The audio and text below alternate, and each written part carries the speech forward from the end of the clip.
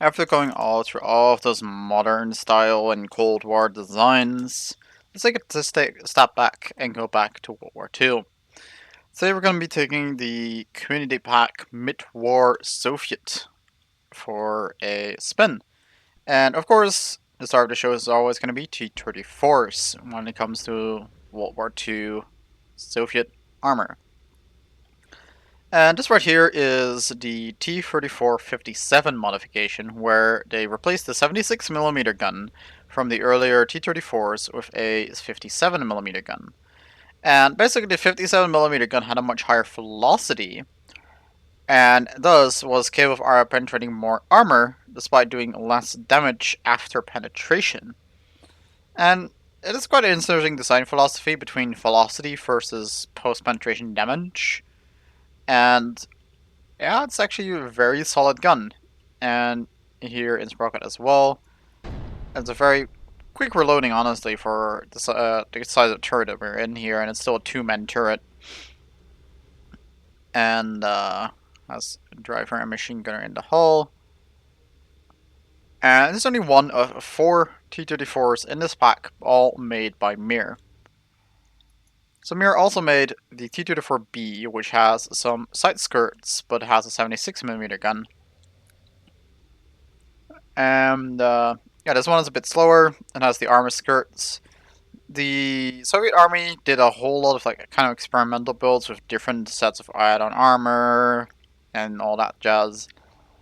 And overall, it was also just very common to see this in the field modifications with add-on armor. And one of those would be the side skirt shielded modification with the 76mm gun here.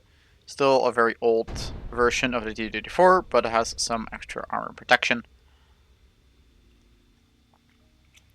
And then we have the T-34C, or STZ, which had a slightly different armor profile, with some plated armor on the front, which gave some extra armor protection there, but nothing else ready to note.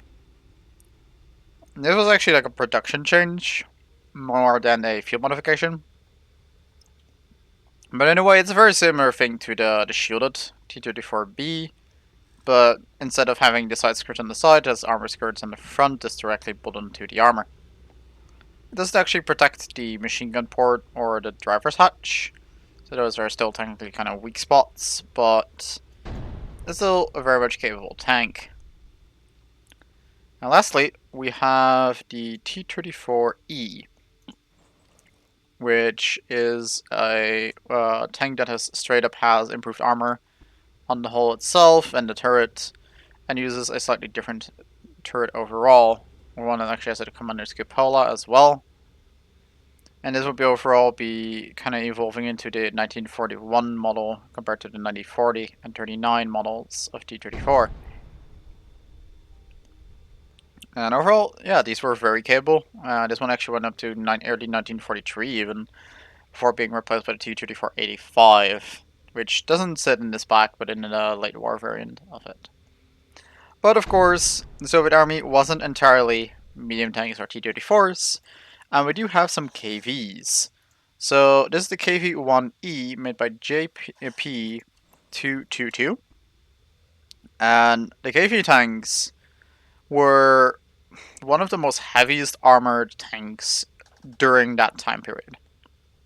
Its armor is very similar actually to that of a Tiger 1, with having slightly more sloping, and especially on the lighter variants that had bolt-on frontal armor. They had 100mm frontal armor, just like the Tiger 1. But their gun was generally underpowered, being often weaker than the T-34 around that time. They're always lagging one step behind with the guns. And of course, mobility is not as good as that of the T-34. But it was a very third tank, and actually led to the Panzer IV F2 modification with a long 75mm gun to allow the Panzer IV to deal with kind of tanks like these. And on top of that, that also just kind of caused the phasing out of the Panzer III, because the Panzer III was just always suffering against this tank, no matter what. But it's a very potent tank, and also had a bunch of modifications throughout the years. including the KV-1S, which had higher mobility. And this one's actually made on the same hull, but the turret was made by Luca GMR. So this one actually can change mobility. It's faster as the KV-1E. And that's that. The KV-1E is actually another one of those add-on armor models, just like the T-24E. The E designation is like the add-on armor designation, so those are both on both tanks the same. But yes, that one is for speed. And, well, the Russian word speed or effectively or mobility or whatever. But we just call the KV-1S for KV-1 speed. And yeah, it is definitely noticeably faster than the KV-1E here. And it has this rounded turret that actually was made before the update with the rivetless add-on parts. So who knows? This one might be updated in the future to contain rivetless parts instead of riveted to make the turret a bit smoother. But of course, if we're talking about KVs, we're nowhere without a KV2. This is a model of 1940 with the square turret. 1941 has a little bit of a tapered turret. In the front here, that's like kind of it has a bigger turret ring, and it tapers down towards the turret ring from the white top. And that one also has a machine gun. This one does not. So the KV2 was basically a bunker busting modification for the KV1. Yeah, you can see it is a very big turret because basically the gun that's mounted here, the 152. Is too big to be mounted normally inside of this hull. And I say hull because normally guns are mounted in such a way that when they are elevated up, then the gun breech is like hanging in the middle of the turret ring and kind of half into the hull. But it wasn't possible with this tank. So they made this huge turret so the gun would be mounted high up enough so that when it's facing upwards, it would not be a problem with the turret ring because the turret ring couldn't be made any larger on this tank. As a result, this tank has a very high center of mass, and if it was on a further than 10-degree inclination, it had a risk of falling over. So, for your reference, I'm going to just drive back to over there. You can see all the slopes of the different pieces there. And just you realize that this thing cannot go on a 10-degree inclination, so it was very limited in where it could go. Because, again, it was very risky of having this thing fall over. It did have the most crew out of all the tanks that were around that time, with a total of 6 with 2 loaders carrying the 2-piece ammunition. But, yeah, this will be the 10-degree inclination right here. At this point, this thing would already be at risk of toppling over. Yeah. Imagine that. So, yeah, the KV2 was definitely like a meme tank. Even during its time, it was weird, really. And only has been elevated into his meme status through the years as pop culture came to be more and more. But it wasn't really produced that much, and it was definitely used nearly as much as that of the KV-1, as it was very rarely needed to punch through bunkers on the Soviet front. But the last thing we have here is actually a Katusha Truck, made by Nicer. Ones that people have been around with different packs, you might recognize Nicer.